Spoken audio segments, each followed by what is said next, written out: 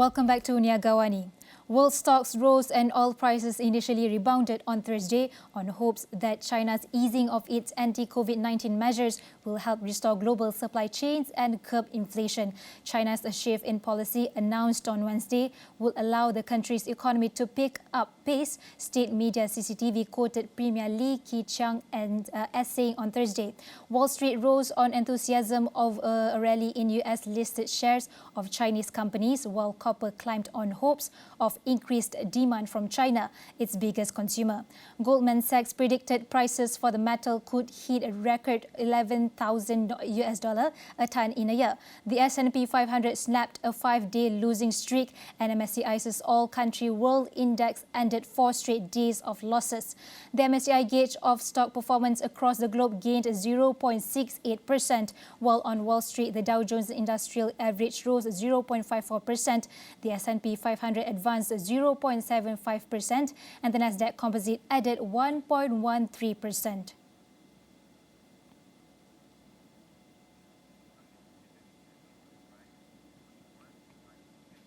Meanwhile, oil settled lower for a 5th straight session on Thursday on the prospect of major crude pipeline resuming service, which would return a hefty amount of crude to the market at a time when global economic slowdowns are raising fuel demand fears. Brent crude settled at $76.15 a barrel, losing $1 or 1.3%. U.S. West Texas Intermediate crude settled at $71.46 a barrel, shedding 55 cents or 0.8%. Canada's TC Energy said it shut its 622,000 barrel per day Keystone pipeline, which is the primary line shipping heavy Canadian crude from Alberta to the U.S. Midwest and Gulf Coast after a spill into a Kansas creek. Oil prices rose after the company announced the closure. Although TC Energy has not announced when the pipeline would reopen, the market sentiment has since shifted. The energy markets are weighed down by fears of an economic slowdown, weakening fuel demand amid the prospect of more U.S. interest rate hikes, with the Federal Reserve widely expected to raise interest rates by 50 basis points next week. While U.S. crude inventories fell last week, gasoline and distillate inventories surged, adding to concern about easing demand.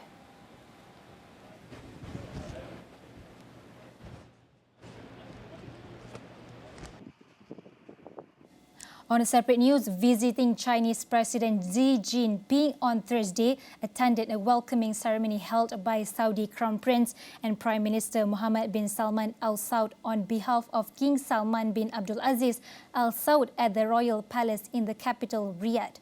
Xi's car, under the escort of guards riding motorcycles and horses, arrived at the Al Yamayah Palace, where the Saudi Crown Prince warmly greeted the Chinese president. The leaders of the two countries stepped into a pavilion, and the Royal Palace military band played the national anthems of China and Saudi Arabia. Accompanied by the Crown Prince, Xi reviewed the Guard of Honor, who extended the most solemn welcome to the Chinese president with traditional sword-holding etiquette. Chinese politician Di Zhuixiang, Foreign Minister of the People's Republic of China Wang Yi, and Minister of the National Development and Reform Commission of China He Lifeng, among others, attended the welcoming ceremony.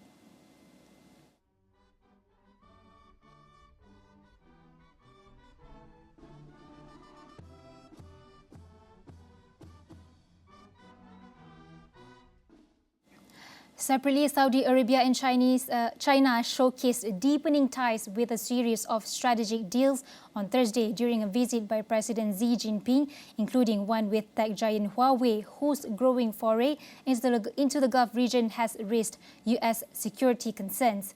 King Salman signed a comprehensive strategic partnership agreement with Xi, who received a lavish welcome in a country forcing new global partnerships beyond the West. The Chinese leader held talks with Crown Prince Mohammed bin Salman, de facto ruler of the oil giant. A memorandum with China's Huawei Technologies on cloud computing and building high-tech complexes in Saudi cities was agreed despite U.S. unease with Gulf allies over a possible security risk in using the Chinese firm's technology. In an op published in Saudi media, Xi said he was on a pioneering trip to open a new era of China's relations with the Arab world, the Arab countries of the Gulf, and Saudi Arabia, and would continue to hold high the banner of non-interference in internal affairs. Xi, due to meet other Gulf oil producers and attend a wider gathering of Arab leaders on Friday, said China would work to make those summits milestone events in the history of China-Arab relations, and that Beijing sees Riyadh as an important force in the multipolar world. Saudi Arabia and the other Gulf states like the United Arab Emirates have said that they would not choose sides between global powers and were diversifying partners to serve national economic and security interests. At the same time, Saudi Arabia and China have signed memorandums of understanding on hydrogen energy and the encouragement of direct investment between the two states. Xi and Saudi Crown Prince Mohammed bin Salman also signed an agreement for harmonization between the kingdom's 2030 vision and Beijing's Belt and Road Initiative.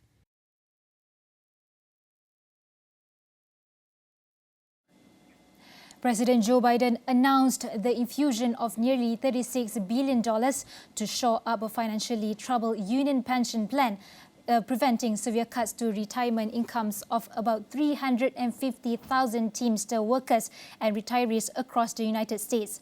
The money for the Central States Pension Fund is the largest amount of federal aid provided for a pension plan. It comes from the American Rescue Plan, a $1.9 trillion coronavirus relief package that he signed into law in 2021. Many union retirement plans have experienced financial pressure because of underfunding and other issues. Multi-employer pension funds are created by agreements between unions and companies and are partially insured by the federal government's Pension Benefit Guarantee Corporation. The insurance was on track to become insolvent in 2026, but the pandemic relief money is expected to keep it on firm footing through 2051. And here's what it means. For years and years, All right, we are back again with another report from BizTech Asia, where we will show you a clip of discussion between host Brian Fernandez with the guest David Kuo, the founder of the Smart Investor Singapore on Asia Midday Market Watch, where he will share insights on regional markets performance as well as other key issues dominating investor conversations today. Let's take a look. Now, but David, there are already signs that the U.S. consumer is impacted in terms of spending. So Wells Fargo and Bank of America CEOs have pointed out this cooling consumer spending amid all these Fed hikes. Also, there's something interesting that you brought to my attention, David, was really the soaring theft in the retail space in terms of shop thefts in the U.S. Now, that's an interesting statistic that you're looking at also. Tell us a little bit of what brought you to look at those sort of statistics to give us clues that are perhaps not so obvious to the average investor. Okay, I mean, as far as the economists are concerned, I mean, they are obviously looking at things like retail spending. They look at credit card transactions, which is really what the two banks have actually said, that the amount of spending that is placed on either credit or debit cards is beginning to show signs of slowing down. So that much we do know. Shoplifting, on the other hand, is what we call in the trade scuttlebutting. And this comes from an old pirates term, when pirates used to stand around the water barrel, and they would be talking and they would be chatting. Today, we call it the water cooler, yeah? In the office, people stand around the water cooler and they chat about all sorts of things. Generally, if you listen to what these people are talking about, they give you some kind of insight as to what is going on in the real world. And they give you a real-time look at what is going on in the real world. And shoplifting is something that two retailers in the US have highlighted as being a problem. One being Walmart, the other being Target. And they're saying that shoplifting is on the rise, and they are very concerned about the amount of shoplifting that is going on. And what they also said was that if they start losing stock from their shops, then they probably have no alternative but to raise prices to cover the stock that is being walked out through the front door without being paid for. And so they may also be forced to close stores as a result of shoplifting. Now, what is shoplifting all about? Is it a fun thing that people do? Maybe in some cases you might say yes. You know, people think I'll go into a shop and put something in my pocket and not pay for it. But I think this is pointing to a more serious problem, which is that people are not being able to afford to buy things, Brian. I don't know what it is where you are, but I remember in the UK, the cashiers now are trained so that when people come up to the conveyor belt with their shopping, they may only have £50 or £30 or £20 in their wallet or their purse to pay for stuff.